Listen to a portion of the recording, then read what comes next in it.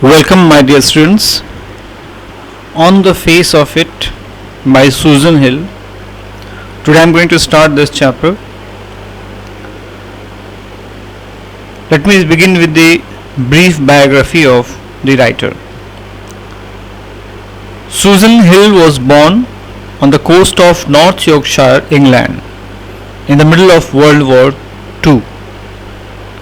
She wrote her first novel, The Enclosure, before she graduated from King's College London.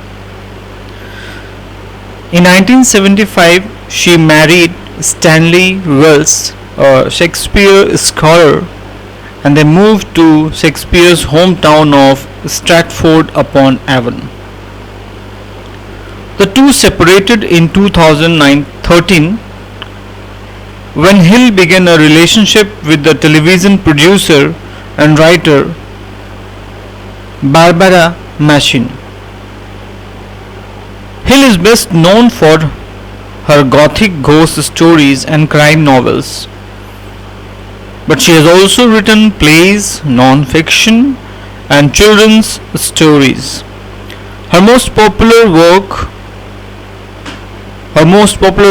are The Woman in Black, The Mist in the Mirror, and I Am the King of the Castle. She has won numerous literary honors, including the Somerset Maugham Award, and in 2012, Hill was appointed by the Queen as Commander of the Order of the British Empire for her services to literature.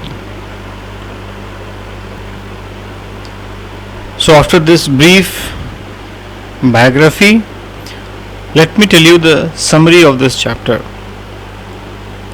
On the Face of It is a social psychological story of two invalids. Invalids means injured permanently, who live with two different views. Derry is a young boy who lived a miserable life since a bottle of acid deformed his face, and Mr. Lamb, a lame old man who lived a cheerful life even after he had lost one of his legs in a blast. The interesting thing is that Mr. Lamb himself was not very much of a happy man, although he appeared to be. As the title suggests, on the face of it means outwardly. It is a story about how one is able to fight a deformity happily.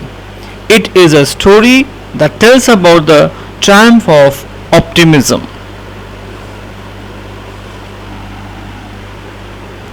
Besides the summary, this time I would like to share something more about the story. The two major characters, Derry and Mr. Lamb. Mr. Lamb and Derry will definitely inspire you in this story. And the story begins with a scene of a garden. So welcome to Mr. Lamb's garden. Derry was a teenager, highly pessimistic, means one who always feels negative, and withdrawn, isolated, staying away from the society. He developed this attitude after one side of his face was disfigured by acid. He avoided company of others and remained lonely. He believed that no one loved him, and his mother loved him because she was supposed to do so. One day, Derry accidentally met a man called Mr. Lamb. Mr. Lamb was an old man with a lame leg. Well, Derry cannot be completely blamed for his pessimistic and aggressive attitude towards the world around him. We have some examples here. Once he heard two women commenting about his monstrous appearance. They said, "Only a mother could love a face like this." On another occasion, Derry heard his parents conversing that he would not survive after their death because he was deformed. The shock he received from these words was big. Once again, Derry heard his relatives saying that his being put in the hospital where he had been treated after the accident was good for him. In their opinion, a deformed boy like Derry could accommodate himself with other deformed boys and girls only. Derry had his ears always open for such comments and used to respond to them in his silent way. He concluded that the world altogether did not need a boy like him. On reaching, Derry found. Here I am talking about the scene, the last scene where Derry left Mr. Lamb, and after meeting his mother he comes back. Then what he finds? He finds Mr. Lamb fallen from the ladder. He had fallen while pulling the crab apples down from the tree. Was Mr. Lamb dead? We don't know for sure, but we assume. Let us talk about Mr. Lamb. While Mr. Lamb took his impairment as a challenge and tried to overcome it, Derry believed that he was unwanted and lost. His pain was physical and mental. Being a child, he was not as strong as Mr. Lamb about suffering. He could not take the sneering and sympathizing world as taken by Mr. Lamb.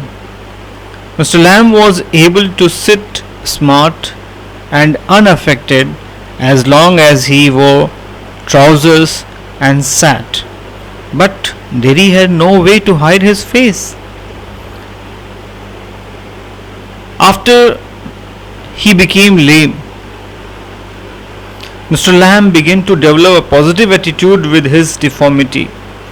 He worked hard to defeat this impairment and learned to walk and climb ladders.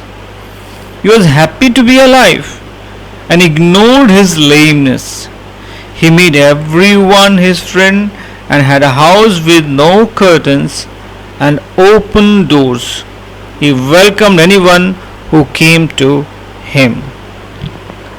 So, after reading the story line by line, you will learn a lot and you will find that it is very interesting story.